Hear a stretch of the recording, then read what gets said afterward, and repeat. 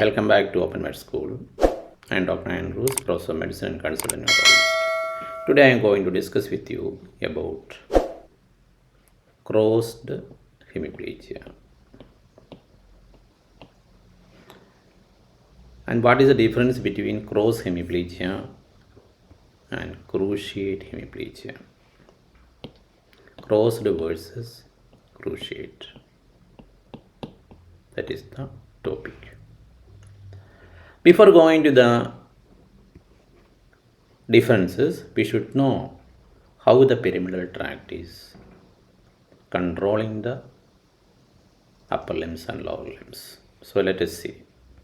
So the corticospinal tract arises from the motor cortex. So here you can see the motor cortex is arising from there. It passes through the internal capsule, descends down, midbrain, pons, and in the medulla it crosses over to the opposite side. And it gives corticobulbar fibers to the cranial nerves in the brainstem. And this is the motor representation. Face is on the lateral aspect and the leg is on the medial side. So this is the basic anatomy that we should be knowing. So consider that the motor fibers are descending down like this in the brainstem. So this is the midbrain, this is the pons, and later is the medulla. The corticospinal fibers are crossing at the level of medulla. So suppose there is a problem in the midbrain on the right side, right midbrain lesion. You'll be getting hemiplegia on the opposite side because the fibers are crossing and descending down.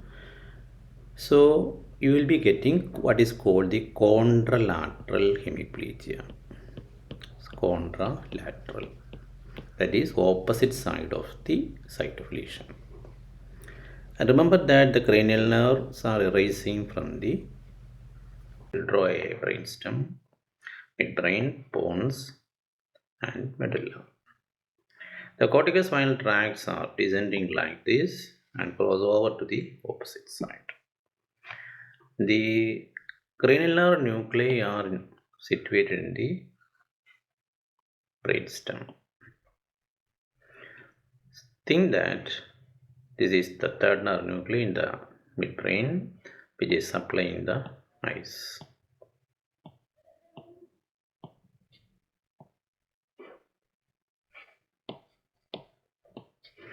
If there is a problem at this level,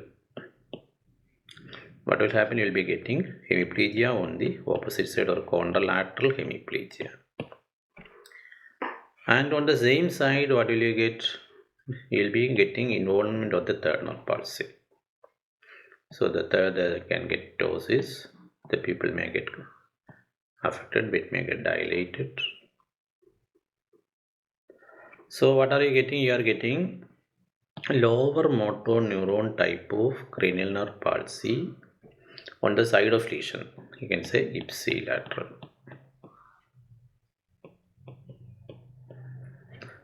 So ipsilateral element type of cranial nerve palsy and contralateral hemiplegia, this is called cross hemiplegia. This can occur at the level of midbrain, pons, or medulla. At the level of midbrain, you get involvement of the third nerve, that is the classical Weber syndrome. If the problem is at the level of pons, we can get 5th, 6th, 7th nerve palsy. This is the Millard-Gubler syndrome. In the medulla, in the medial part, if it is affected, we can get a 12th nerve involvement on the same side. So you can get what is called the medial medullary syndrome. So 3 prototypes you remember. One is at the midbrain, you get a Weber syndrome. At the level of pons, you get a Millard-Gubler syndrome. And at the level of medulla, it is a medial medullary syndrome.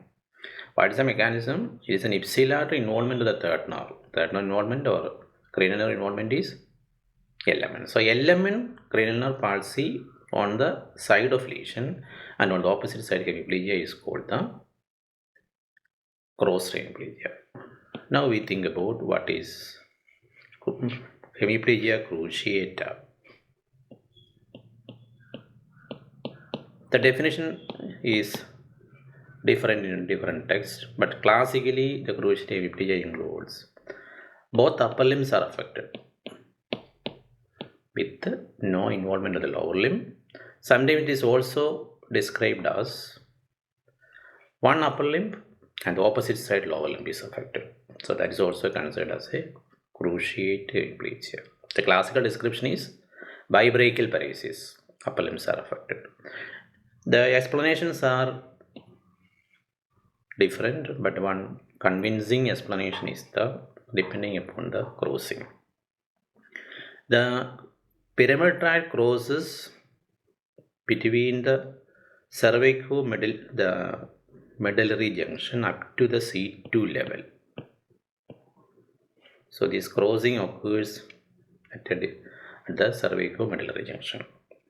Many diseases in the cervicomedullary junction, like trauma, rarely demyelination, can produce selective involvement of the crossing fibers.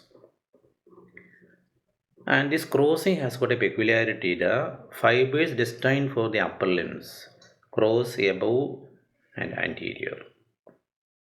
So these are the fibers destined for the upper limbs, and the lower limb fibers are crossing at a lower level. So this is descending down and they cross little more below.